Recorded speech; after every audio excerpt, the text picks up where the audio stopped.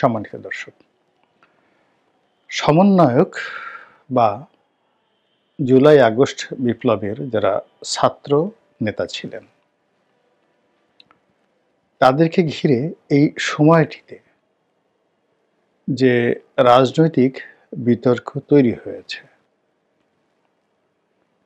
যে সম্ভাবনাটা দেখা দিয়েছিল জুলাই আগস্ট বিপ্লবের পর, সেই সম্ভাবনাটি বিতর্কিত হতে হতে এখন পুরো দেশ এবং জাতির জন্য রীতিমতো বুমেরাং হয়ে পড়েছে।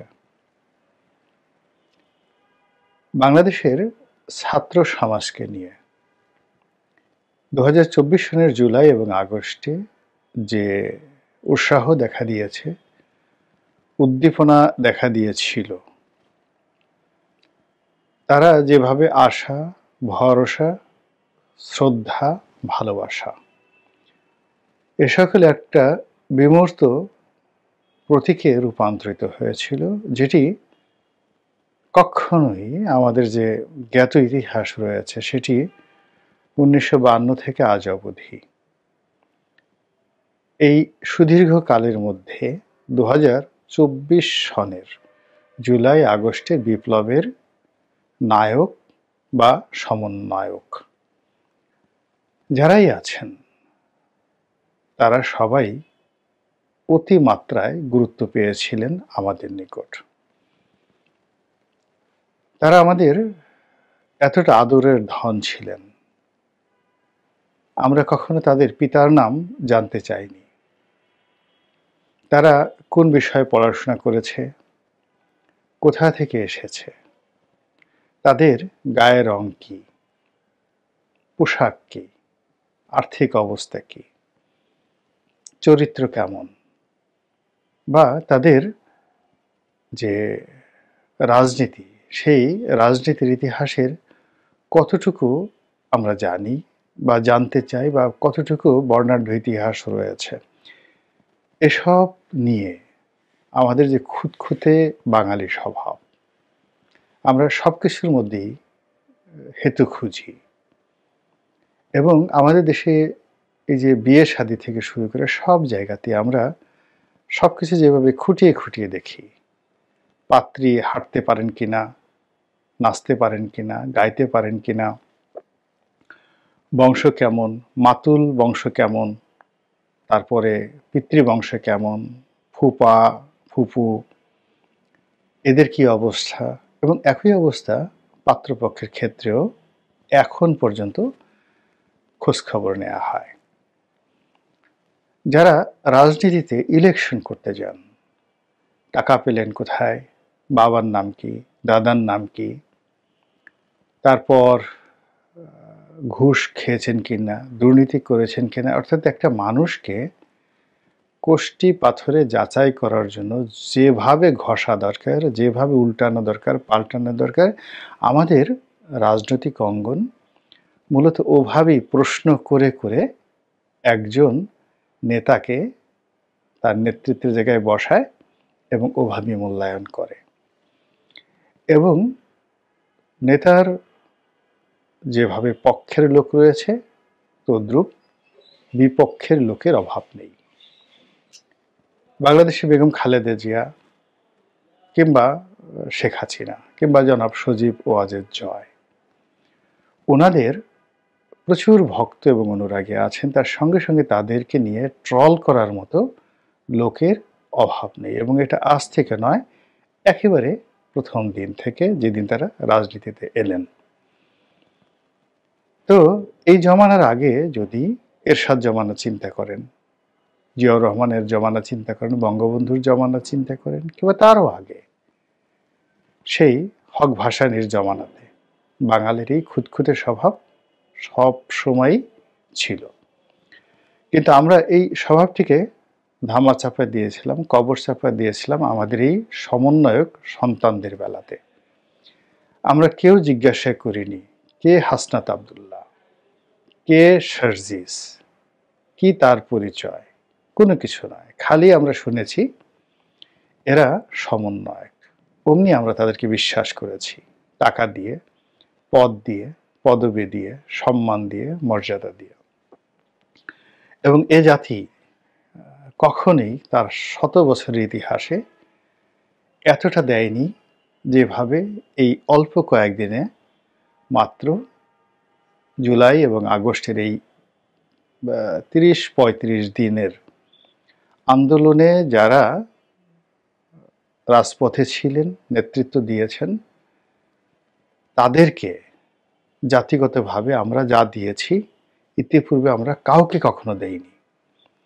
আমরা সবাই যেটি করেছি অতীতকালে, অর্থাৎ কেউ তার জীবন দিয়ে দিয়েছে রাজনীতির জন্য, যৌবন দিয়ে দিয়েছে, ব্যবসা বাণিজ্য তছনছ করে দিয়েছে, তারপর ১,০০০-এর মধ্যে একজন লোক সফল হয়েছেন। বিশ্ববিদ্যালয়ের রাজনীতি, তৃণমূলের রাজনীতি, সব রাজনীতির কথা চিন্তা করেন। সব জায়গাতেই যারা রাজনীতি করতে আসেন ১০০ জন নয়, ১,০০০ জনের মধ্যে মাত্র একজন মোটামুটি সফল হন। এমপি হওয়ার স্বাদ থাকে সকলের। ৩০০ জন এমপি যেভাবে আসেন, দেখেন কতজন, অর্থাৎ ১,০০০ জন প্রতিদ্বন্দ্বীকে পেছনে ফেলে একজন এমপি প্রার্থীকে সামনে আসতে হয়, এবং এভাবেই শত বছর ধরে আমরা চর্চা করে আসছি। তো সেই জায়গা থেকে সরে গিয়ে ছাড় দিয়ে আমরা এই সমন্বয়ক বন্ধুদেরকে যে সম্মান মর্যাদার আসনে বসিয়েছি, সেটি এখন রীতিমতো ধূলিসাৎ হয়ে গিয়েছে। এবং এই ধূলিসাৎ হওয়ার ফলে যা হয়, বাঙালি যেভাবে মানুষকে মাথায় করে নাচাতে পারে, আবার মাথা থেকে নামিয়ে আছাড় দিতে পারে, যেভাবে শেখ হাসিনার ভয়ে থরথর করে কাঁপতে পারে, আবার এই বাঙালি শেখ হাসিনাকে এমন ভয় দেখাতে পারে যে তার কণ্ঠ রুদ্ধ হয়ে যায় এবং তিনি বাংলাদেশ ছেড়ে পালিয়ে যেতে বাধ্য হন। অসংখ্য উদাহরণ আমি এভাবে দিতে পারবো। তো কাজেই আমাদের এই যে সমন্বয়ক বন্ধুরা, তারা প্রথম দিন থেকে আজ অবধি ডিফ্যাক্টো সরকার হিসাবে কাজ করছেন। প্রথম দিকে আমরা তো কেউ কথা বলিনি, কিন্তু গত ১ মাস ধরে আমরা এখন কথা বলছি। অনেকে তাদের সমালোচনা করছি, তাদের ব্যক্তিগত জীবন নিয়ে আলোচনা করছি, কথাবার্তা, পোশাক আশাক, চেহারা সুরত নিয়ে আমরা কটাক্ষ করছি, এটা সত্য কথা। তারা এখানে নেতৃত্বে যারা আসছেন সবাই নিম্ন মধ্যবিত্ত পরিবারের সন্তান। গাড়ি তো দূরের কথা, একটা মোটর সাইকেল তাদের কারো ছিল, এইরকম নজির আমার জানা নেই। কিন্তু এখন নাকি তারা Mercedes, BMW, Pajero, Prado, Audi এ সকল গাড়িতে চলাফেরা করছেন, এবং এটি নিয়ে তাদের কোনো অনুশোচনা নেই, তারা বরং গর্ব অনুভব করছেন। এবং তারা মনে করছেন যে যে সকল গাড়িতে চড়ে তারা কাজ করতে আনন্দ অনুভব করবেন, তো সেই গাড়িতে করেই তারা ঘোরাফেরা করবেন। এটি আর কয়দিন পরে যদি এমন হয় যে বাড়িতে তারা থাকতে স্বাচ্ছন্দ্য বোধ করবেন, সেই বাড়িতেই তারা থাকবেন। আর এই লিপসা থেকে যদি ঢাকা শহরের ভালো ভালো বাড়িগুলো পছন্দ হয়ে যায়, আপনি কি বলবেন?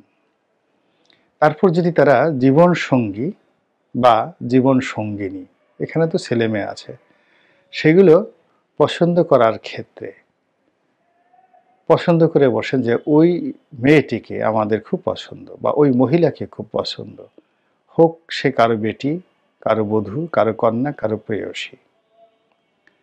এখন তারা যদি স্বাচ্ছন্দ্য বোধ করেন, এই এখন গাড়ি যে লিপসা, এই লিপসাটা যদি চলতে থাকে, তাহলে সামনে আপনি কি বলবেন?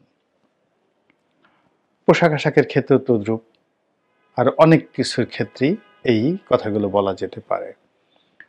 তো এখন প্রথম দিকে যেটি মনে হতো যে তারাই সরকার চালাচ্ছেন, এর কারণ হলো স্বয়ং ডক্টর মোহাম্মদ ইউনূস তিনি বলার চেষ্টা করেছেন এবং বলেছেন যে আমি ছাত্রদের দ্বারা নিয়োগপ্রাপ্ত, ছাত্ররাই এই আন্দোলন করেছে, তারাই দেশের মালিক, এবং তারা একটা রিসেট বাটনে চাপ দিয়ে দিয়েছে, ফলে নতুন একটা ইতিহাস রচিত হবে।